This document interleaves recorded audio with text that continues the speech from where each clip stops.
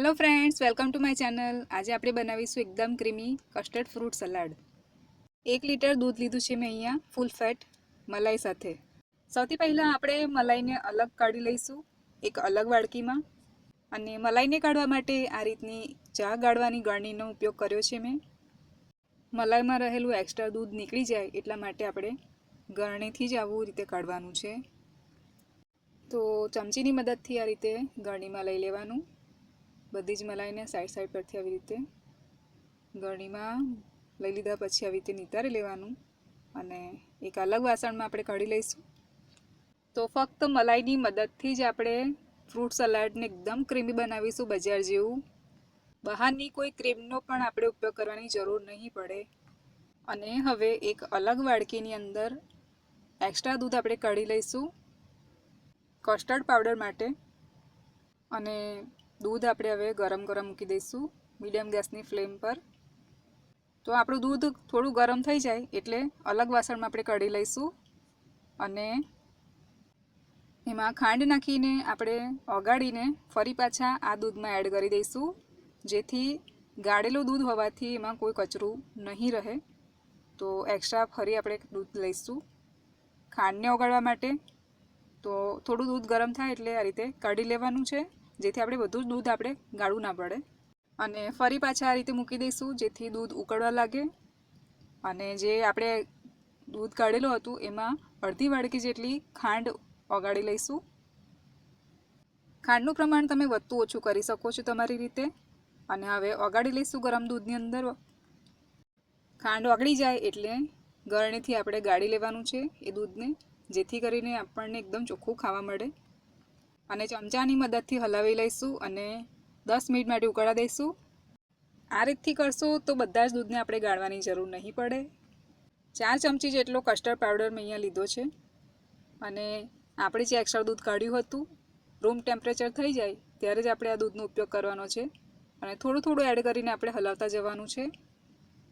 Custard પાવડરનો ગાંઠા ન રહી જાય એટલા માટે આપણે એકદમ સ્મૂથ ગોળ બનાવી લેવાનું છે અને આ દૂધ પણ એડ કરી લેવાનું છે આપણે।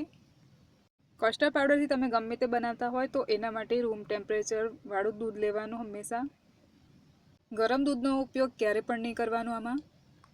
તો એકદમ સ્મૂથ ગાંઠા વગરનું કસ્ટર્ડ પાવડરવાળું દૂધ આપણું રેડી છે।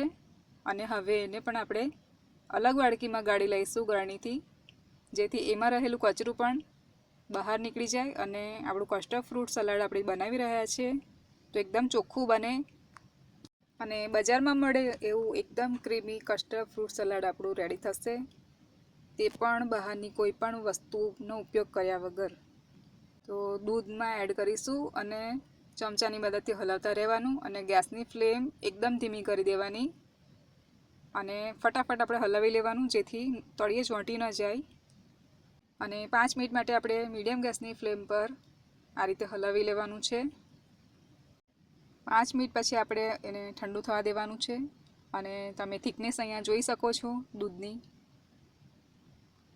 તો અહીંયા મેં આ રીતનું ડ્રાય ફ્રૂટ્સ લીધું છે થોડું, અને બદામને આ રીતે આપણે કટ કરીને એકદમ પાતળી સાઈઝની અંદર કતરણ એની કરી લેવાની છે।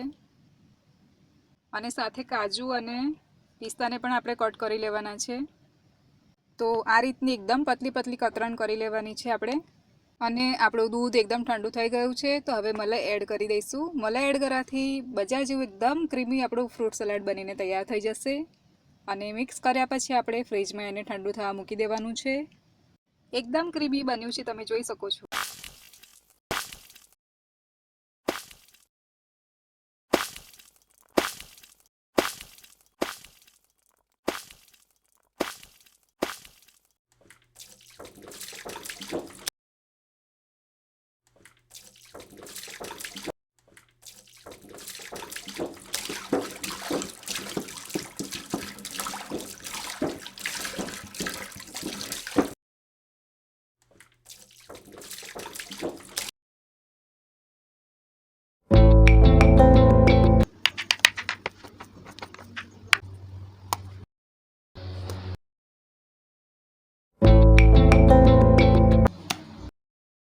તો દૂધ ઠંડુ થઈ ગયું છે અને હવે આપણે કટ કરેલા ફ્રૂટ્સ એડ કરી દઈશું।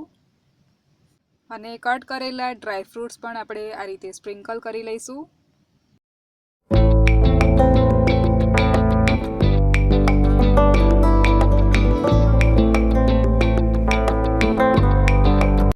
ત્યારબાદ આપણે કાળી દ્રાક્ષ અને લીલી દ્રાક્ષને એડ કરીને મિક્સ કરી લઈશું. તો કોઈ પણ એક્સ્ટ્રા મહેનત વગર આપણું બજાર જેવું એકદમ ક્રીમી ઠંડુ કસ્ટર્ડ ફ્રૂટ સલાડ બનીને રેડી છે. મોઢામાં પાણી આવી જાય એવું.